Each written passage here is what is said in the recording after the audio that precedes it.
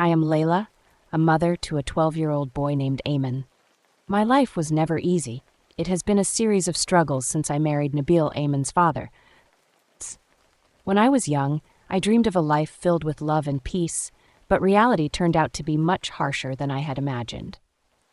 At the beginning of my marriage, I thought Nabil was the man I would live a peaceful life with.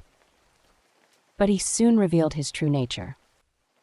He was cruel, disrespectful to everyone, and treated me like a possession, not a person with feelings and dreams.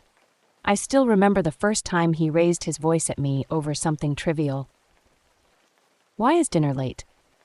Do you think I live just to wait for you?" That was just the beginning. As time went on, his harsh words turned into even harsher actions. He blamed me for everything, even things beyond my control.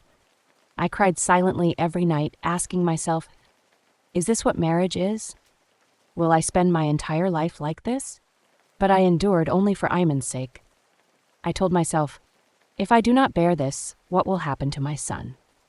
However, when Nabil started treating Ayman with the same cruelty, I knew I could not continue. I watched him verbally abuse my son and sometimes scream at him for no reason. I made the decision I feared most. I asked for a divorce. After a long struggle, I finally became free and managed to start a new life. I married Samer, a kind man who brought back the sense of security I had lost for years. I was living happily, but my heart always remained with my son Ayman, who stayed with his father. I tried to see him and stay in touch with him constantly, but Nabil used Ayman as a tool to manipulate me.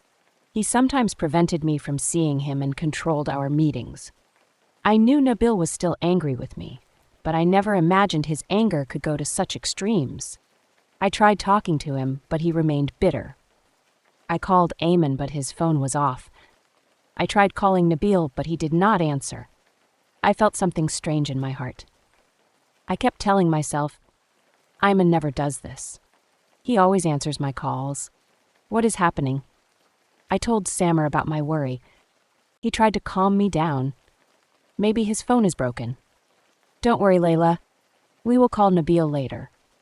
But the anxiety inside me kept growing. Hours passed, and I hadn't heard anything about Ayman. That is when I decided to call the police. Hello, I want to report my son missing.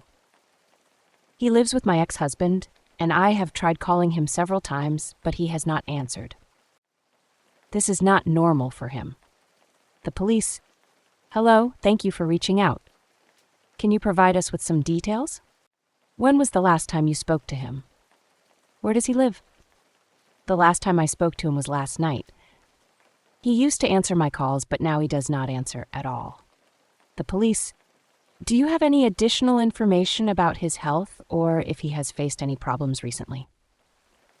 And have you tried contacting your ex-husband for information? My son does not suffer from any major health issues, and he has not mentioned any problems to me. I also tried contacting my ex-husband, but he has not answered my calls. The police. All right, we will open an investigation into the matter. 2 hours later, the police called me back to tell me that Nabil had been planning revenge against me in a way I never imagined. He decided to take away the most precious thing I had. That day, Nabil took Ayman on a trip to the forest. I could picture the scene after learning the truth.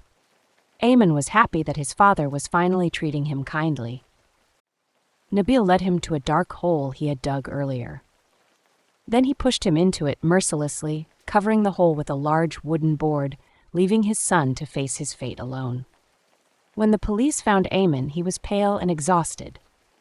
He told me the details of what happened while crying. Mom, Dad said it was an adventure, but then he pushed me into the hole. I screamed and banged on the wooden board with a stick, but no one heard me. He was in a state of collapse from what had happened to him. My heart broke into pieces.